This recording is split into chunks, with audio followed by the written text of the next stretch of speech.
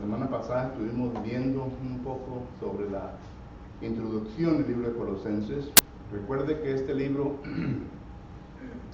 es uno de los libros que el apóstol Pablo escribe desde la prisión de Roma, la fecha del año 60 al 62. Este es el penúltimo libro. El último libro será el libro de Filemón. Tiene 25 capítulos también, versículos. Solo que va a ser fácil dar un estudio nomás del libro de Filemón. Solo que lea el libro de Colosenses y lea el libro de Filemón para que así podamos terminar con las cartas que Pablo escribe desde la prisión. Y mediante el estudio del libro Colosenses, hermanos, vamos a estar viendo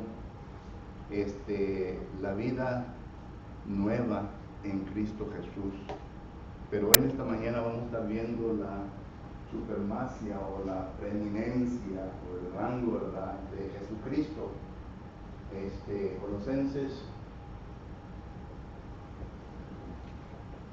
Colosenses capítulo 1, versículo del 1 al 29. Y vamos a estar viendo la preeminencia de Cristo. Y es por esto que hemos aprendido, ¿verdad?, todos estos textos que nos hemos aprendido de memoria. Por ejemplo, Apocalipsis capítulo 3 y versículo 14 nos da a entender que Jesucristo es la preeminencia, Él es la supremacia, Él es el rango, la autoridad de donde todo ha salido. Aunque algunos grupos religiosos usan la palabra principio ahí para dar a entender que Él es el primero de toda la creación de Dios, y no es así, porque Jesucristo mismo es Dios, y hay varios textos que nos enseñan concerniente a eso, tanto en el Antiguo Testamento como en el Nuevo Testamento. En el Nuevo Testamento conocemos ya el famoso versículo de Juan 1:1, de Romanos capítulo 9, versículo 5, Primera de Juan capítulo 5, versículo 7, Colosenses capítulo 2, versículo 9, y otros versículos que nos hablan, y también Colosenses capítulo 1, versículo 15 en adelante, que nos hablan sobre la supremacia o la preeminencia de Jesucristo, que Él es el creador de todas las cosas. Y entonces miramos nosotros que estos versículos que hemos leído, tanto Juan 1:17 y Colosenses 2:9, nos dan a entender de esto de nuestro Señor Jesucristo. Pero antes de entrar sobre la preeminencia de Cristo, primeramente miramos nosotros que este capítulo se divide primeramente en la introducción, y no hablar mucho sobre la introducción porque eso la vimos la semana pasada, en donde vemos que el apóstol Pablo es el escritor de esta carta, y miramos nosotros que él escribe a los fieles, a los santos y fieles hermanos en Colosas. Y miramos nosotros que la segunda parte de esto, ¿verdad?, es una alabanza, la alabanza a la iglesia. Y recuerde que el apóstol Pablo aún todavía no conocía la membresía de esta congregación. Colosenses capítulo 2 y versículo 1 nos da a entender de esto. Y también miramos nosotros que en la alabanza a la iglesia, viene a alabar a la iglesia por su manera de recibir el evangelio en medio de gran persecución que ellos tuvieron en aquel entonces. Yo creo, ¿verdad?, porque lo puedo demostrar con el libro de Colosenses, que la persecución por la cual el apóstol Pablo se está refiriendo aquí es concerniente a la falsa religión que en aquel entonces se estaba enseñando, empezando primeramente con la ley de Moisés, y luego tenemos a los judaizantes, y hago distinción entre estos dos grupos porque la ley de Moisés eran los judíos que creían y aceptaban el Antiguo Testamento como la única norma para las cosas religiosas, y los judaizantes ya se mezclaron la enseñanza de Cristo con la ley del Antiguo Testamento.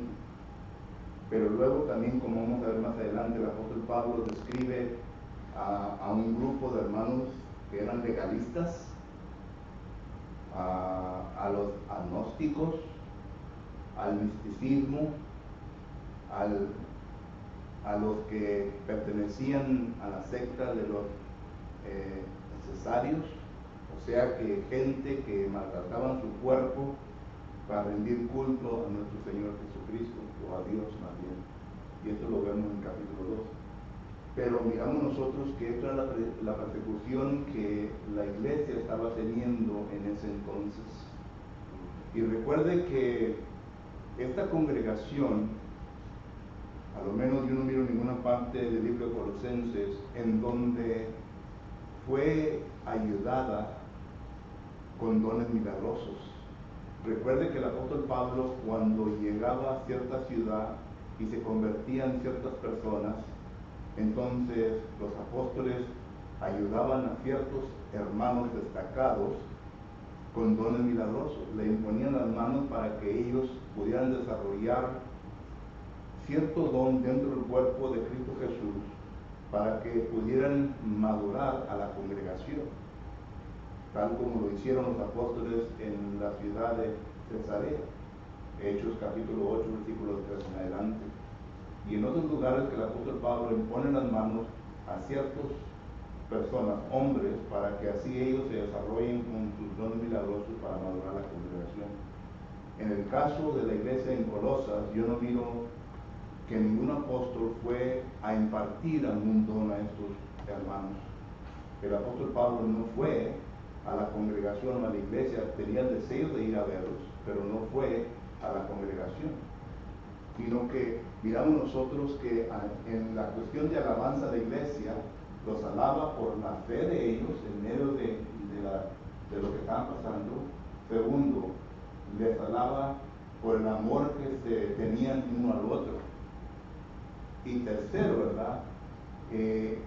Les alaba porque el fiel ministro Epafras llegó allí para poder predicarles el evangelio. Y estuvimos hablando un poco de este fiel ministro. De acuerdo a mi conocimiento bíblico, llego a la conclusión de que este hombre fue uno de los discípulos que anduvieron en la región de Éfeso, los cuales el apóstol Pablo entrenó en una escuela de uno llamado Tirano, Hechos capítulo 29, versículo 9 y 10. Y estos pues entonces salieron para predicar la palabra de Dios por toda la área de Asia, y ahí incluye, ¿verdad?, a la iglesia de Colosas. Y este fiel ministro es el que les predica y les enseña la palabra de Dios. Ahora, pregunta, ¿le impuso Pablo las manos a este fiel ministro? Bueno, la Biblia no nos enseña, pero fue preparado como ministro para predicar y enseñar la palabra de Dios.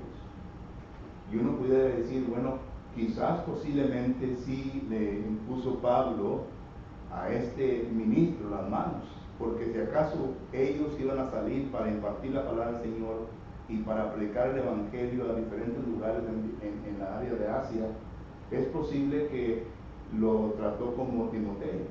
En 2 Timoteo capítulo 1 versículo 6 en adelante, el apóstol Pablo dice, no se te olvide, ¿verdad?, el don impartido por ti por medio de la imposición de manos. Y habla a Timoteo. Y Timoteo fue un hombre que Pablo usó continuamente para que fuera a congregaciones a arreglar problemas y también para predicar el evangelio. Solo que si lo hizo a Timoteo, es posible que también se lo haya hecho a este hombre o a este hermano, pero no puedo probarlo bíblicamente. Pero de que fue un fiel ministro de la iglesia, sí puedo probar eso, porque miramos nosotros que en Colosenses capítulo 7 lo menciona, y también en Colosenses capítulo 4, los últimos versículos, menciona de nuevo a este hombre, a este hermano fiel en Cristo Jesús. Y los alaba por haber tenido a este ministro entre ellos, enseñándoles la palabra de Dios. Pero en este momento, como dice el versículo 7, dice, como lo habéis aprendido de Epafras, nuestro consiervo amado, que es un fiel ministro de Cristo para vosotros, y luego, como lo vuelve a repetir, ¿verdad?, allá en capítulo 4, en donde dice, versículo 12, os saluda Epafras, el cual es uno de vosotros, siervo de Cristo, siempre rogando encarecidamente por vosotros en sus oraciones, para que estéis firmes, perfectos y completos en todo lo que Dios requiere, o todo lo que Dios quiere. Este hombre se encontraba con Pablo. Surge la pregunta entonces, ¿por qué es de que este hombre va todo hasta Roma para visitar a Pablo en la cárcel? ¿Sería para preguntarle preguntas o que Pablo le enseñara aún poco más sobre ciertas cuestiones que estaban pasando ahí en la congregación? Yo creo que ya lo he mencionado antes, pero cuando existe una relación entre el estudiante y el maestro, esa relación nunca se acaba, sino que aunque el estudiante venga a recoger 20 o 30 años de experiencia haciendo lo que se le enseñó para que hiciera, el estudiante siempre va a ir con el maestro a preguntarle preguntas, quizás de asuntos que él no haya experimentado, o asuntos que quizás están sobresalientes en la vida de él, que él no sabe cómo manejar esas situaciones. El estudiante va a ir al maestro. Y en este caso, miro yo que Epafras, estudiante del apóstol Pablo, va con él para preguntarle ciertas preguntas. Y posiblemente sería concerniente a los gnósticos, concerniente a los legalistas, concerniente a todos estos grupos que menciona el apóstol Pablo. Y uno solamente, ¿verdad?, está de leer la carta y mirar cuáles son los problemas mencionados en la carta. Entonces, cuando uno lee sobre los problemas mencionados en la carta, la pregunta lógica sería, bueno, ¿quién le comentó al apóstol Pablo esto? Si Pablo nunca estuvo en esta congregación, si Pablo nunca fue a esta congregación, entonces, ¿quién le comentó? Y lógicamente la respuesta tenía que ser Epafras. Fue a buscar respuestas a las preguntas que él tenía. Y es correcto, ¿verdad? Porque Pablo era un apóstol de Jesucristo. Pablo tenía el Espíritu Santo, el cual lo iba a guiar a toda la verdad. Juan capítulo 16, versículo 13. Pablo era maestro de este hombre y Epafras andaba buscando lo mejor para perfeccionar la congregación, para llevarlos al punto donde Dios quería que lo llevaran. Y esto es lo que miramos en los versículos del 3 al 8, en donde Pablo alaba a la iglesia por lo que demuestran y por la fuente de donde ha salido todo esto, que es el fiel ministro de la palabra de Dios. Preguntas o comentarios.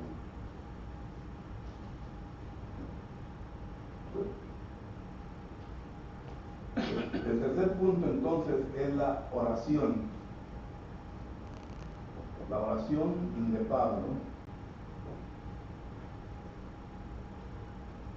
para la iglesia. Y miramos nosotros capítulo 1, versículos del 9 al 14. La oración del apóstol Pablo para la iglesia. Y noten primeramente lo que el apóstol Pablo le pide al Señor para la iglesia. Primero, que sean llenos de ¿qué? Del conocimiento y sabiduría de ¿qué? De Dios. Versículo 9. Diría, que sean llenos del conocimiento y sabiduría de Dios. ¿Cómo llega uno a ese punto? Estudiando la Biblia, ¿verdad? Estudiando la palabra del Señor. Y recuerde que en aquel entonces, hermanos, los miembros de esta congregación no tenían una Biblia como usted y yo la tenemos, sino que todo era por ¿qué? Medio de boca. ¿Recuerdan lo que dice segunda a los Tesalonicenses capítulo 2, versículo 15? Hablando concerniente a la instrucción y a la enseñanza. En segunda a los Tesalonicenses capítulo 2, versículo 15 dice la palabra del Señor: así que, hermanos, estar firmes y retener la doctrina que habéis aprendido, sea por palabra o sea por carta. Y las cartas a las cuales se está refiriendo el apóstol Pablo aquí, las cartas que directamente Pablo le escribía a ellos. Y esta carta que se escribió a los colosenses, igual como la carta a los efesios, el apóstol Pablo recomienda que se las vengan a distribuir a diferentes congregaciones, ¿verdad? Dice, véase primeramente en Éfeso y después, ¿dónde? A la Odisea. Y estoy seguro, ¿verdad?, que también fue leído en Colosas. ¿Por qué? Porque estos hermanos necesitaban que entender concerniente a la singularidad de la iglesia, a lo único, a la única iglesia que el Señor ha establecido, el libro de Efesios. Pero también el libro de Colosenses, donde habla sobre la preeminencia de Cristo, sobre la vida nueva en Cristo Jesús, los hermanos también necesitaban que saber de eso. Entonces estas cartas fueron distribuidas y esto era doctrina apostólica para ellos. Y estoy seguro que los hermanos encargados de esas congregaciones, tanto de Éfeso como de Colosas y la Odisea, y también la congregación que se reunía en la casa de Filomeo, también predicaban y leían las cartas que Pablo les mandaba. ¿Recuerdan cuando Jesucristo entraba a la sinagoga? Dice que se abría el libro, ¿verdad? Y Pablo leía, y era solamente escritura. Y Jesucristo dice que leyó una porción de Isaías y se sentó y dijo, ahora se ha cumplido esto en este momento. Y está hablando de él mismo, de una profecía de Isaías, Lucas capítulo 4. Solo que esa es la manera en cómo se instruía en aquel entonces. Pero bueno, nosotros tenemos la Biblia. Tenemos que 39 libros en el Antiguo Testamento y 27 en el Nuevo, que son 66. Y por lo menos, hermanos, nosotros como cristianos debemos de entender un poco, un síntesis, ¿verdad?, de cada libro, de qué es lo que cada libro enseña, a quién le enseña, por qué lo enseña. Tenemos que tener un breve síntesis en nuestra mente para poder ser un sumario verdadero de lo que cada libro enseña. Y podemos regresar al libro, ¿verdad?, y decir, mira, aquí es lo que enseña. Bueno, Pablo dice, la oración mía para ustedes es que lleguen al conocimiento pleno de la palabra de Dios, de la sabiduría de Dios. Es lo único que tenemos, lo único. Tantas veces hemos dicho aquí, ¿verdad?, que respetamos su opinión, pero su opinión no tiene autoridad en las cuestiones religiosas. No tiene autoridad. Es la Biblia que tiene autoridad. Por eso Colosenses capítulo 3, versículo 17 dice que todo lo que hagáis, ¿qué?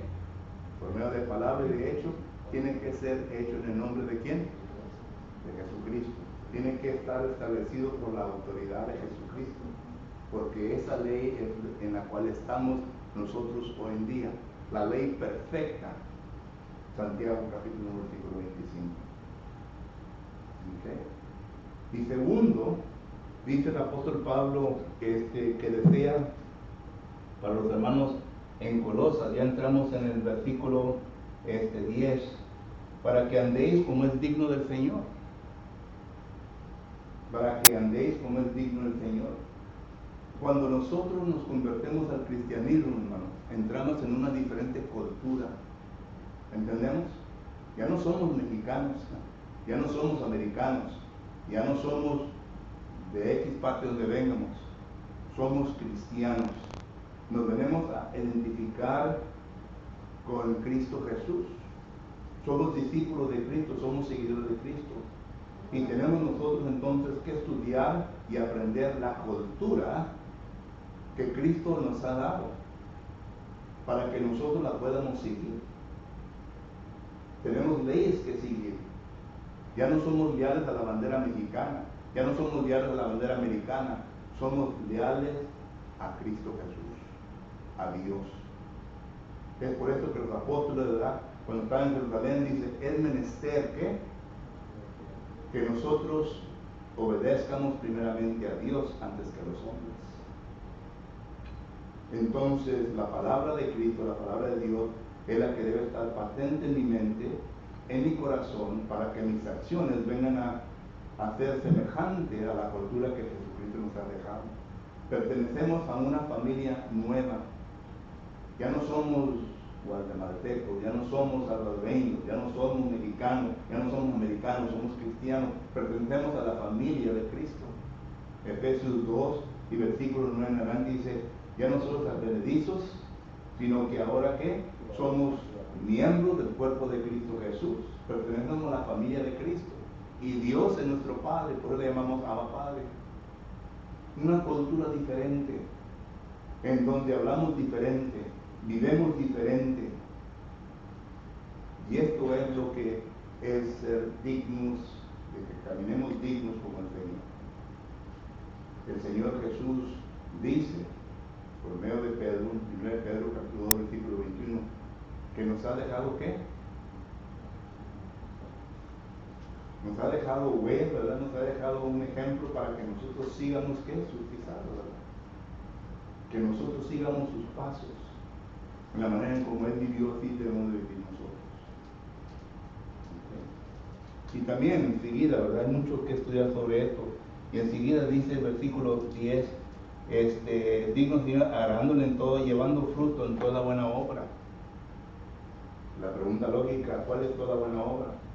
Recuerde que usted y yo somos hechuras de Dios, creados en Cristo Jesús, dice, note Pablo, para toda buena obra, preparada antes de la fundación del mundo. Efesios capítulo 2, versículo 10. Entonces, si yo soy hechura de Dios, gracias a Cristo Jesús, se ha hecho con un fin, con un propósito, para que nosotros seamos celosos de buenas obras. Tito capítulo 2, versículo 14. Y para que así entonces vengamos a poner en práctica las buenas obras. Pero la pregunta es, ¿cuáles son las buenas obras?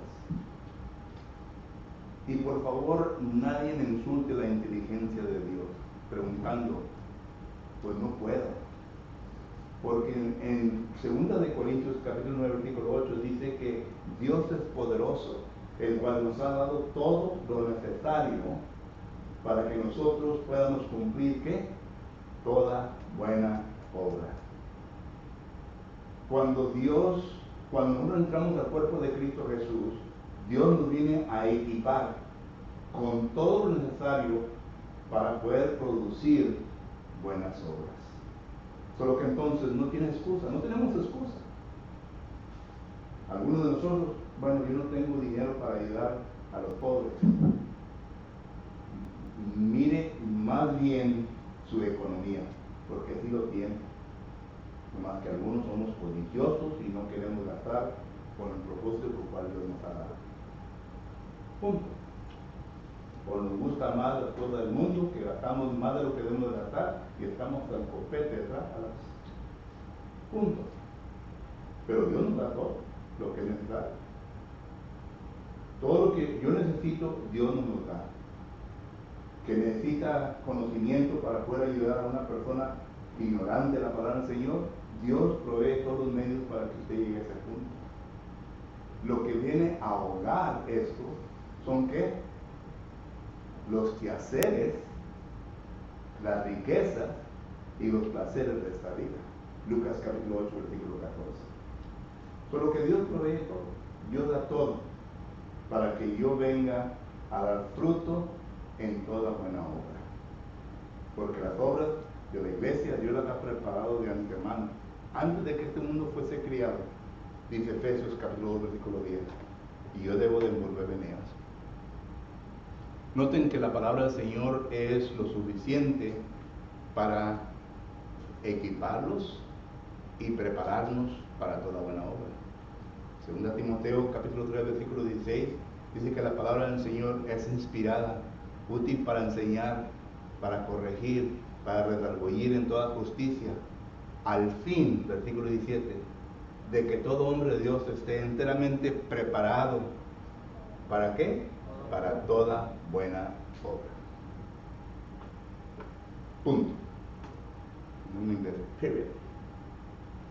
Solo que entonces esa fue la oración del apóstol Pablo hacia ellos. También dice el apóstol Pablo,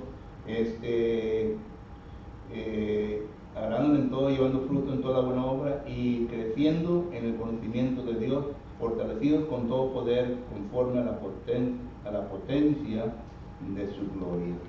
Solo que entonces miramos nosotros que Pablo tenía buenos deseos para esta congregación y oraba para que ellos llegaran a Jesús. Esta es mi oración también, hermano. Ha sido mi oración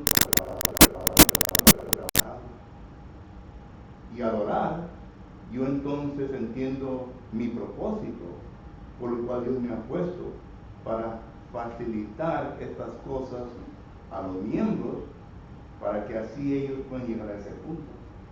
Pero como se dice el dicho, ¿verdad?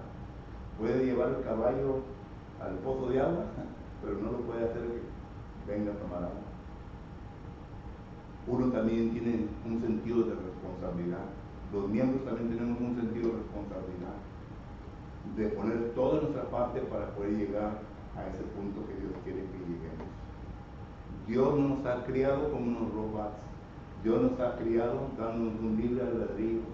Nos da oportunidad para que hagamos nosotros decisiones en nuestra vida, para que podamos escoger opciones delante de nosotros. Y a consecuencia de eso, en ocasiones no se escoge lo mejor, sino que se escoge aquello lo cual no debemos escoger. Y luego ya entrando, ¿verdad?, a la preeminencia. La preeminencia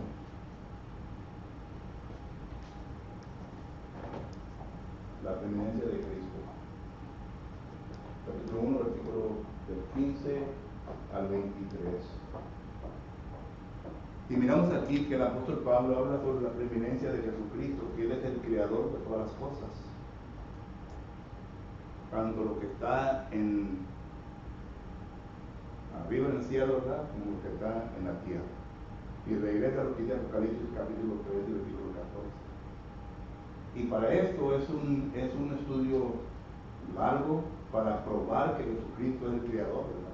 Porque estamos hablando ya del Antiguo Testamento, en donde todo esto ocurre, y ya tenemos que, como quien dice, connect the dots.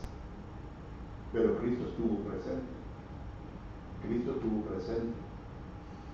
En Génesis 1:1 dice, en el principio fue Dios, y la palabra Dios ahí es la palabra Elohim, que es una palabra plural que habla más de uno, pero que está hablando de más de uno. Y ahí pues entonces venimos a colocar a Cristo Jesús. ¿Por qué? Porque 1 Juan capítulo 5 versículo 7 dice que hay tres que dan testimonio en el cielo, que es el Padre, el Verbo y el Espíritu Santo. Pero que entendemos que ahí estaba Jesucristo. ¿Y qué estaba haciendo Jesucristo? Juan capítulo 1 versículo 4 dice que de Él salió la vida, de Jesucristo. Cristo entonces es el creador de la vida. Juan capítulo 5 versículo 18 en adelante, Jesucristo ahí está diciendo de que así como el Padre da vida, Él también da vida. Todos esos versículos, ¿verdad?, son dots que se conectan y que nos dan a entender que Jesucristo es el creador de lo que está en el cielo y lo que está en la tierra. Los ángeles fueron creados. Salmo 145, 148 habla de que los ángeles fueron creados y tienen su propia ley, los ángeles. Esta ley algunos ángeles violaron, Apocalipsis capítulo 12, y a consecuencia de violar esta ley, entonces fueron mandados a la tierra y están reservados, segunda de Pedro capítulo 2, versículo 4, en prisión de oscuridad hasta el tiempo del juicio. Por lo que todo esto, ¿verdad?, miramos que Jesucristo es el creador. Pero también miramos nosotros, ¿verdad?, que dice allí que Jesucristo es el primogénito de entre que la muerte, ¿verdad? Él ha resucitado. Bueno, uno dice, bueno, ¿y qué de Lázaro? Sí, Lázaro fue resucitado, pero Lázaro volvió a morir. Cristo murió y por medio del poder del Espíritu Santo, Romanos 1:4, vino a resucitar y resucitó en un cuerpo diferente, como lo dice, menciona Juan capítulo 20, y mientras que Él anduvo aquí en su forma de su resurrección, entonces miramos nosotros que se presentó por 40 días con sus discípulos y con varios. 1 Corintios capítulo 15 habla de esto. Entonces miramos nosotros que fue sentado a la diestra del Padre. Hechos capítulo 2 y versículo 28 en adelante habla de esto. Pero lo que es el primogénito es el que tiene la preeminencia en la creación, en la resurrección y también en la iglesia. Él es la cabeza de la iglesia, de esta congregación. Cristo es la cabeza. Es la cabeza de la iglesia local, es la cabeza de la iglesia universal. Y ya entonces los versículos 24 al 29, hermanos, ya el apóstol Pablo está hablando su propósito. Del 24 al 29, su propósito como apóstol, qué es lo que él representa para la congregación. Para que la congregación entienda lo que él es a la congregación. Es el apóstol. Y siendo apóstol, entonces, nosotros, la iglesia, según Efesios capítulo 2, versículo 19 y 20, dice que estamos fundados sobre el fundamento de ¿quién? De los profetas, de los apóstoles, siendo Cristo la ¿qué? Piedra angular, la piedra principal.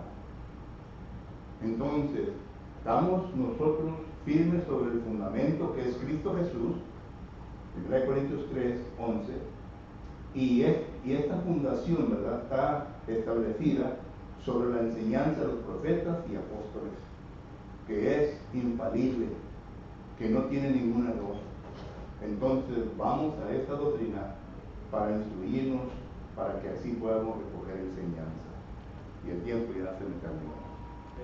Pregunta o comentario. Qué bueno, hermanos, qué bueno. Gracias por su atención. Entonces vamos a entrar a nuestro curso en esta mañana. Que el Señor nos bendiga.